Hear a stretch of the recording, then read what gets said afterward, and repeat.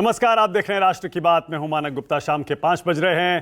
प्रधानमंत्री नरेंद्र मोदी एक बार फिर से चुनावी मोड में आ गए हैं। लोकसभा चुनाव से पहले उनका लंबा चौड़ा धुआंधार प्रचार आपने देखा होगा, नतीजा भी आपने देखा। अब एक बार फिर हरियाणा और जम्मू कश्मीर के चुनाव में प्रधानमंत्री नरेंद्र मोदी ताबड़तोड़ रैलियों के जरिए कूद गए हैं। आज ही एक ही दिन जम्मू कश्मीर और फिर हरियाणा दोनों जगह प्रधानमंत्री ने चुनावी सभाओं को संबोधित किया, विपक्ष को अपने निशाने पर लिया, खासतौर से कांग्रेस पार्टी को। और क्या क्या निशाना लगाए प्रधानमंत्री ने, सबसे पहले आपको जरा यह बता दूं। अब से थोड़ी देर पहले हरियाणा में कुरुक्षेत्र में प्रधानमंत्री नरेंद्र मोदी ने चुनावी जनसभा को संबोधित करते हुए कहा, बीजेपी की हैट्रिक बनेगी।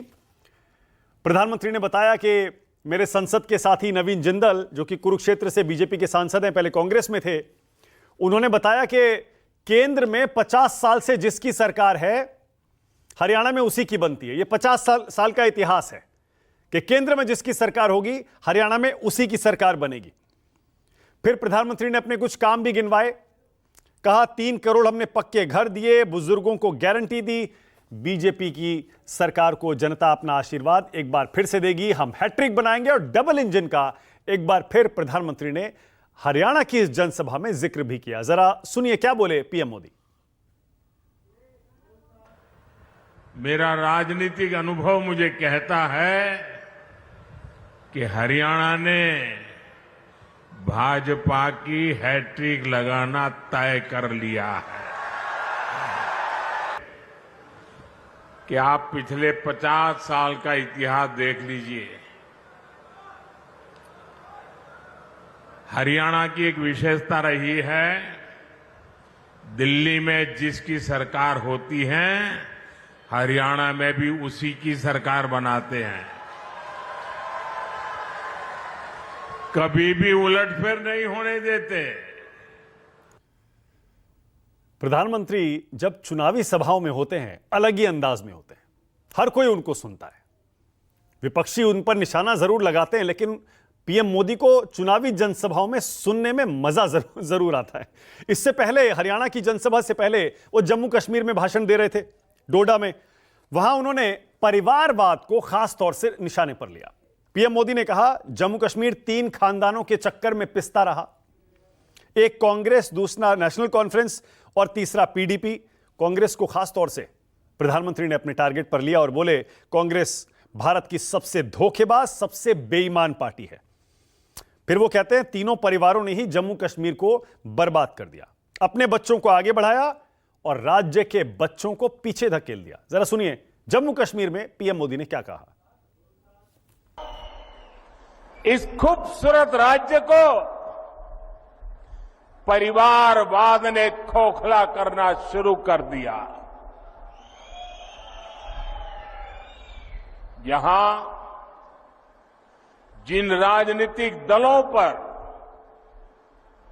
आपने भरोसा किया, उन्होंने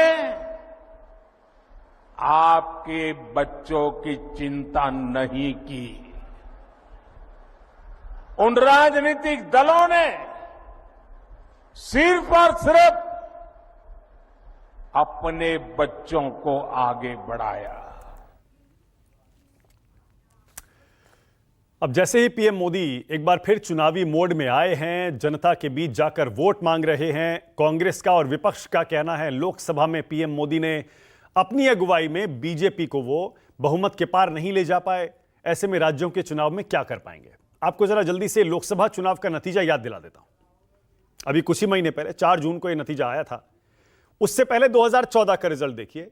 2014 में बीजेपी को 282 सीट आई थी, मोदी के नेतृत्व में 31% वोट। 19 में 303 पहुंच गए, 37.3%, 37% वोट से ज्यादा।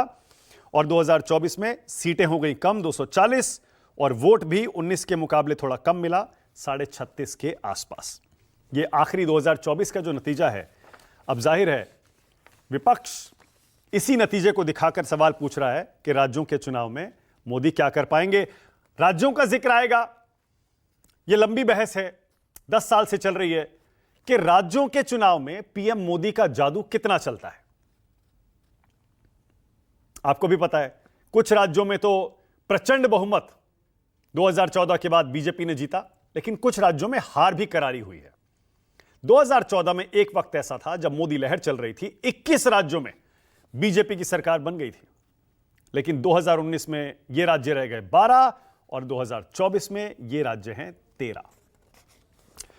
इसी तरह कांग्रेस पार्टी की स्थिति, क्योंकि मुख्य मुकाबला कांग्रेस से ही है इन राज्यों के चुनाव में भी। 2009 में कांग्रेस की 21 राज्य सरकारें थी, 2019 में रह गई 5 और 2024 में आज हाल यह है कि सिर्फ 3 राज्यों में कांग्रेस की सरकारें हैं। इधर अरविंद केजरीवाल भी कांग्रेस की नाक में दम करने वाले हैं। हरियाणा के चुनाव का जिक्र हो रहा है तो अरविंद केजरीवाल को कैसे भूल सकते हैं, क्योंकि वो कल ही जेल से छूटे हैं।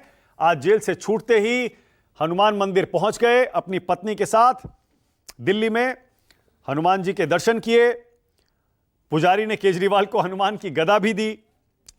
अरविंद केजरीवाल के साथ मनीष सिसोदिया, संजय सिंह, आम आदमी पार्टी के और भी नेता मौजूद थे। और 177 दिन बाद, याद दिला दूं आपको, केजरीवाल जेल से बाहर आए हैं। अब हरियाणा में चुनाव प्रचार वो भी शुरू करने वाले हैं। अब ऐसे में देखना यही है अरविंद केजरीवाल किसको नुकसान ज्यादा करते हैं। राष्ट्र की बात में आज का सवाल आपकी स्क्रीन पर। आज का पहला सवाल यही है, चुनाव में उतरे मोदी क्या बचा पाएंगे 4 राज्य? और दूसरा सवाल, विधानसभा में मोदी लहर होगी कितनी कारगर?